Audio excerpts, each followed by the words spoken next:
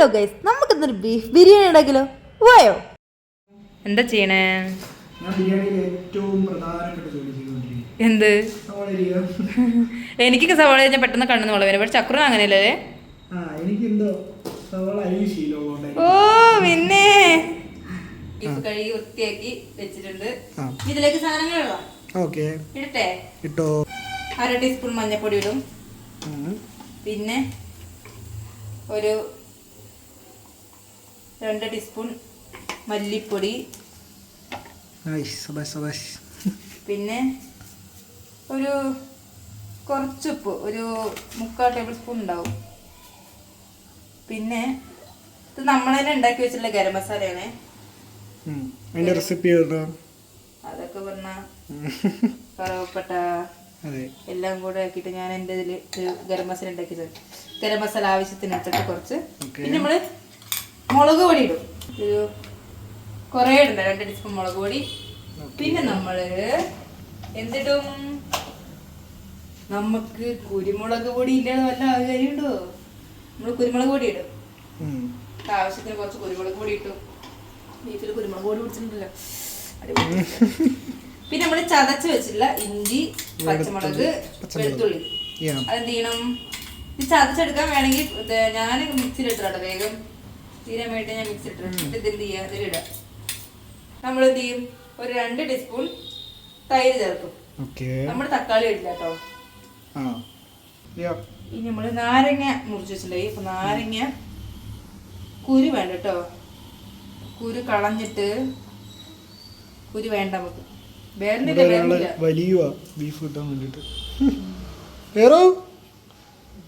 നമ്മളെന്ത് ചെയ്യണമെന്നറിയോ? നാരങ്ങ പിഴിയണം. ഞാനൊരു ഭാഗം മാത്രമേ പിഴിയുള്ളൂ കേട്ടോ. നാരങ്ങയുടെ ഒരു പകുതി, നാരങ്ങയുടെ പകുതി നല്ലോണം പിഴിയ. എന്ത് ചെയ്യാ? നന്നായിട്ട് മിക്സ് ചെയ്ത് വെക്കുക. ബീഫൊക്കെ കുഴച്ച് നല്ല മസാലയൊക്കെ എല്ലായിടത്തും പറ്റി അടിപൊളിയായിട്ട് ഇരിപ്പുണ്ട്. പിന്നെ ഇത് 1 അരമണിക്കൂർ റെസ്റ്റ് ചെയ്യട്ടെ. അപ്പൊ നമ്മൾ 1 അരമണിക്കൂർ റെസ്റ്റ് ചെയ്യും. നമ്മൾ 1 അരമണിക്കൂർ റെസ്റ്റ് ചെയ്യാൻ പറ്റുള്ളൂ കേട്ടോ. അപ്പൊ ബാക്കി 1 മണിക്കൂർ കഴിഞ്ഞിട്ട് കാണാം. നമ്മൾ മറ്റേ ഫ്രിഡ്ജിൽ വെച്ചിട്ടുണ്ടായില്ലേ 1 മണിക്കൂർ, അതാ ബീഫ് എടുത്തിട്ട് ഞങ്ങള് ഇതിന്റെ ഉള്ളോട്ട് എന്ത് ചെയ്യും? ഇനി ഒന്നും ചേർക്കണ്ട. നമ്മൾ പക്ഷെ എന്ത് ചെയ്യും? ചിലവര് വെള്ളം ഒഴിക്കാറില്ലേ? ഞാനൊരു 1 ഗ്ലാസ് വെള്ളം, പിന്നെ ഒരു 1/4 ഗ്ലാസ് വെള്ളം, 1/4 ഗ്ലാസ് വെള്ളം ഒഴിച്ചിട്ടുണ്ട്. നമ്മൾ എന്നിട്ട് ഇത് എന്ത് ചെയ്യും? കുക്കറിട്ട് അടയ്ക്കും.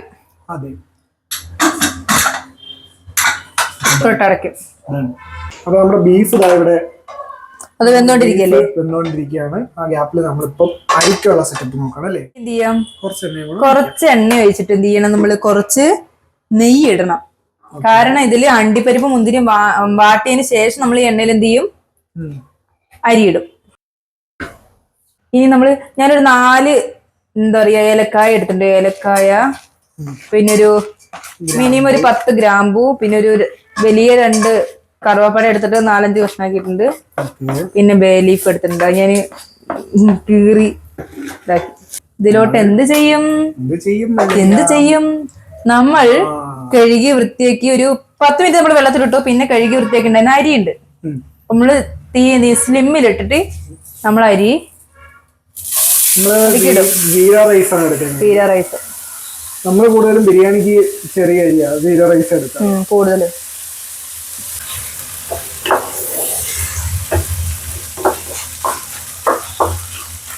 അപ്പൊ നമ്മളിപ്പോ വെള്ളം ഒഴിക്കുകയാണ്. എത്ര ഗ്ലാസ് ആണ് വെള്ളം എടുത്ത്?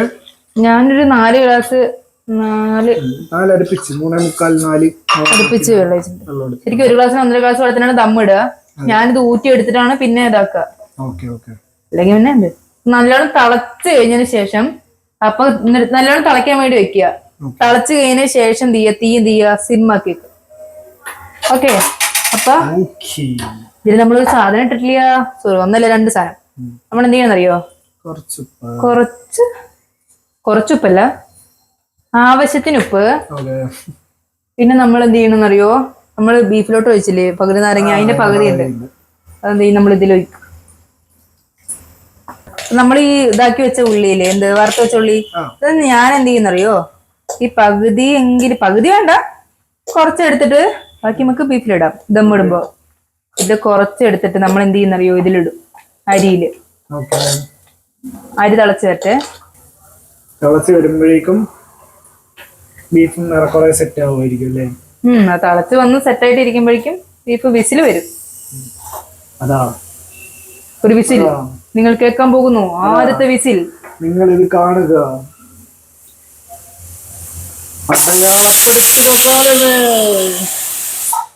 ഓക്കെ, അപ്പതാ നമ്മുടെ ബീഫ് വെന്ത് സെറ്റ് ആയിട്ടുണ്ട്.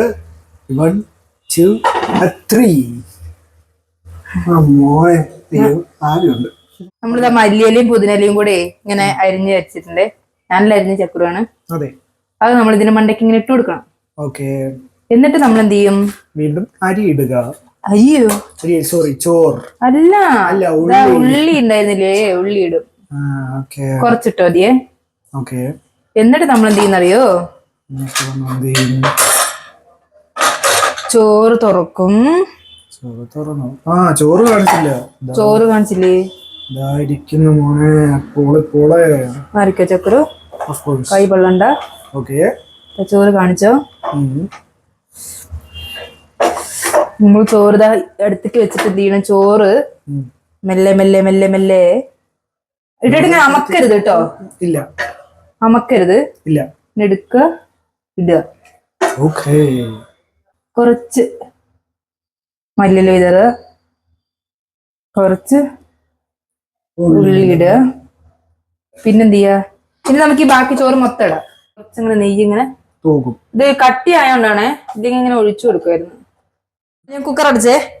ഇനി ഇത് തീ കുറച്ചേരം ഹൈ ഫ്ലെയിമിൽ വെച്ചിട്ട് കുറച്ചേരം ലോ ഫ്ലെയിമിൽ വെക്കും. എന്നിട്ട് അങ്ങനെ ഓഫ് ആക്കും. എന്നിട്ട് വിസിൽ അടിക്കൂല കേട്ടോ. 1 മിനിറ്റ് അങ്ങനെ 1 മിനിറ്റ് ഹൈ ഫ്ലെയിമോ 1 മിനിറ്റ് ലോ ഫ്ലെയിമോ. നമുക്ക് തുറക്കുമ്പോ കാണാൻ. പറക്കുന്ന ബിരിയാണി റെഡി ആയിട്ടുണ്ട്. എന്തല്ല ഇതെങ്ങനെയാ അടിന്ന് മണി കൊണ്ടുവരിക.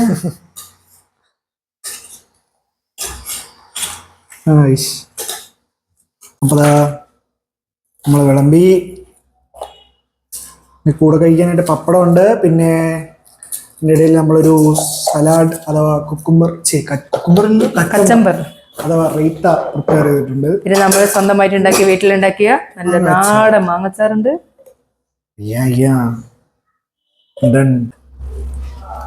വേറെ തന്നല്ലോ ഓൾറെഡി. നല്ല ഫ്ലേവർ ഉണ്ട്. പിന്നെ റൈസ് എത്ര വേവണോ അത്ര വന്നിട്ടുണ്ട് കറക്റ്റ്. പൊളി. നീ ഞാൻ കഴിക്കട്ടെ.